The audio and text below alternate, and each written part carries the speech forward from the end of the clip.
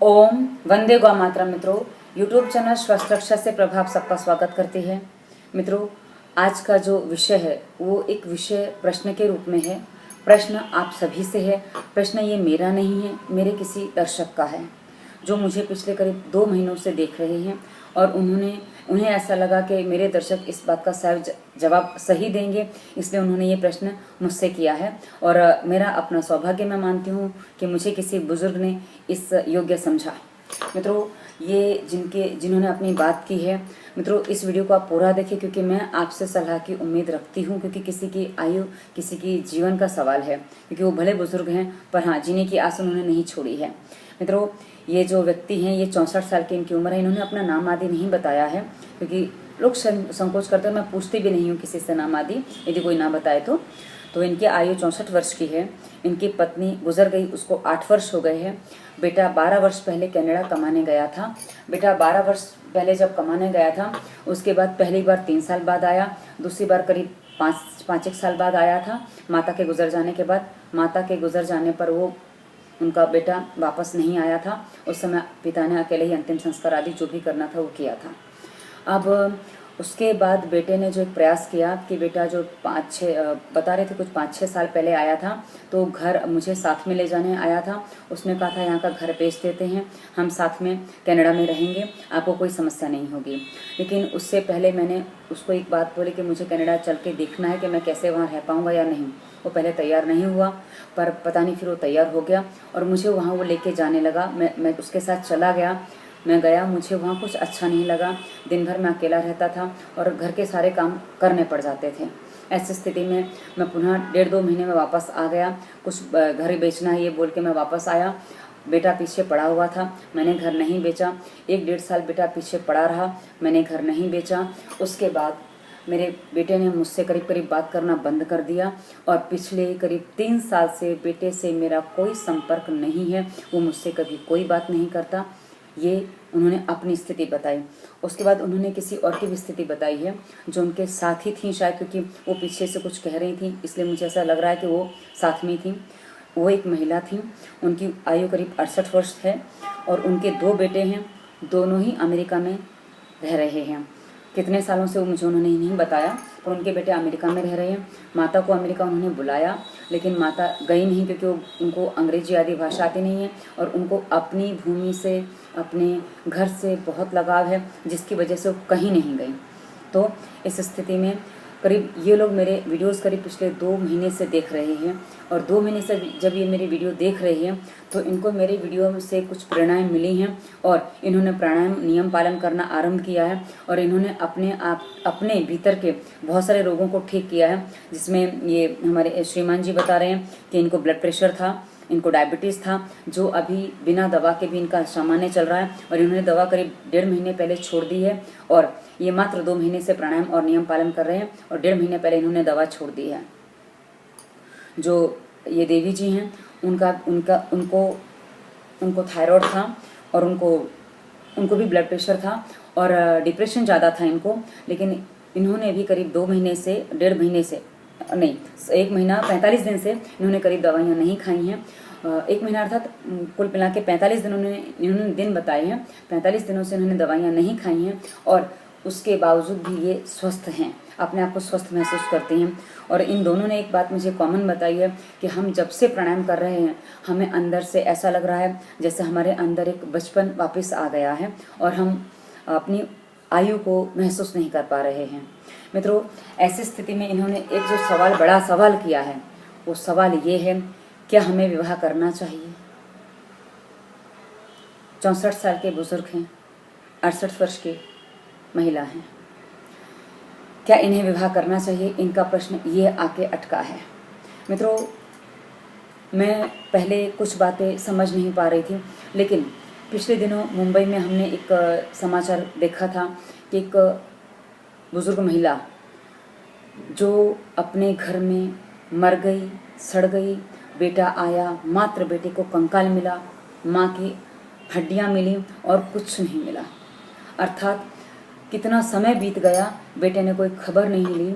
जो बेटा ये कहता था कि वो माँ से बहुत प्यार करता, वो माँ को लेने आया था, उस बेटे ने करीब पिछले 1.5 साल से माँ से कोई बात नहीं की थी और माँ से वो इतना बेखबर था कि 1.5 माँ की अस्थियां ही मिली, माँ से आगे कुछ मिला ही नहीं। और सोचिए वो स्त्री किस स्थिति में उसने देह त्यागी होगी, उसने प्राण त्यागे होंगे कि उसको कुछ भी पता नहीं, भूखी प्यासी क्या कुछ पता नहीं, क्योंकि मैंने आगे का कुछ रिपोर्ट देखा नहीं। और हमने किसी अभी नाम मैं भूल रही हूँ कि वो भी रोड पे ठोकरें खा रहे हैं, बेटे ने घर से निकाल दिया। ऐसी स्थिति में ये दोनों, हाँ, इन्होंने एक बात और अपनी आर्थिक स्थिति के बारे में बताई कि हमारी आर्थिक स्थिति बहुत अच्छी नहीं है। मैं महाशय जी बोले कि मैं अपनी पेंशन पे गुजारा कर रहा हूँ, पेंशन मेरी अधिक नहीं है, लेकिन मुझे ऐसा लगता है कि यदि हम दोनों जो 2 घरों में रह रहे हैं, हम यदि एक घर में रहें तो एक घर को हम किराए पर दे सकते हैं और उसका किराया अच्छा खासा आएगा, क्योंकि हम मुंबई जैसे विस्तार में रहते हैं और हमारा एरिया काफ़ी पॉश है। तो उसमें कम से कम हमें उस मकान का, जो एक छोटा सा मकान है, उसका 12 से 15 हज़ार किराया मिलेगा, जिससे हमारी इनकम भी अच्छी खासी हो जाएगी और हम अपना साथ में गुजारा आराम से कर सकते, क्योंकि बोले 25 हज़ार के आसपास हम दोनों की आय हो जाएगी, तो हमारा गुजारा आराम से हो सकता है। मित्रों, इन्होंने ये अपनी सारी स्थितियाँ मेरे सामने रखी हैं। कुछ पहले मैं बताना भूल गई थी, इसलिए वो दोबारा वो मैं पढ़ रही हूँ, क्योंकि मैंने उसको लिख लिया था उस समय। तो ये सवाल आप लोगों के लिए है, पर मेरा अपना जो मत है, जो हम आसपास देखते हैं, हमने मुंबई में बहुत नामी गिरामी हस्तियों को देखा है कि मर गए, 2 दिन बाद 4 दिन बाद किसी के घर से बदबू आई तो लाश निकाली गई। ऐसे हमने बहुत सारे किस्से पढ़े, फिल्मी हस्तियों के किस्से हमने पढ़े, जिनके लोग कभी दीवाने हुआ करते थे। उनके जब ऐसे हाल होते हैं, वो इस तरह मरते हैं और इस तरह सड़ते हैं, तो एक सामान्य जन का, एक आम व्यक्ति का को कौन पूछने वाला है। मित्रों, ऐसी स्थिति में ये जो 2 व्यक्ति हैं, ये अकेले रह गए हैं, क्योंकि मेरा मत ये कहता है कि वैसे तो एक विधवा या एक विधुर, जो घर के जो बड़े बुजुर्ग होते हैं, ये जवाबदेही होते हैं उनके बच्चों की, उनके परिवार की। लेकिन जब इनके पास परिवार नहीं है तो ये किसके जवाबदेही बने। इनको वृद्धाश्रम नहीं जाना है। ये कहते हैं हमें वृद्धाश्रम जाने में कोई रुचि नहीं है, अन्यथा हम बहुत पहले चले गए होते। हमें वृद्धाश्रम ऐसा लगता है जैसे हम अनाथ हो गए हैं। हम अपने घर में रहकर ही जीना चाहते हैं, और दोनों की करीब करीब सोच समान है। तो मित्रों, मुझे ऐसा लगता है, ये मेरी सोच है, आपकी सोच भी इन्होंने मांगी है।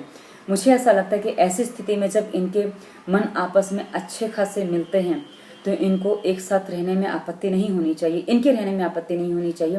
लेकिन विवाह इसलिए अनिवार्य है कि हमारा समाज, हमारे जो आसपास का जो माहौल है, वो बिना विवाह के किसी भी स्त्री पुरुष को साथ में रहने की अनुमति नहीं देता। लेकिन 60 और 68 वर्ष की आयु में विवाह भी, 64 और 68 वर्ष की आयु में विवाह भी एक बड़ा अजीब माना जाता है, अजीब नज़रों से देखा जाता है। लेकिन आज मुझे ये लगता है कि जिस दौर पर, जिस राह पर हमारा समाज खड़ा है, वो कुछ आगे जाके ऐसी स्थितियां खड़ी करने वाला है कि जहां बड़ों की कोई अहमियत नहीं आज परिवारों में रह गई है। लोग ऐसा मानते हैं, बच्चे ऐसा समझने लग गए हैं कि बड़े हमें नहीं चाहिए हैं। ऐसी स्थिति में बड़े क्या करेंगे? उनको बड़ों से अपने अधिकार चाहिए, उनकी संपत्ति चाहिए, लेकिन उनके लिए करना कुछ नहीं है।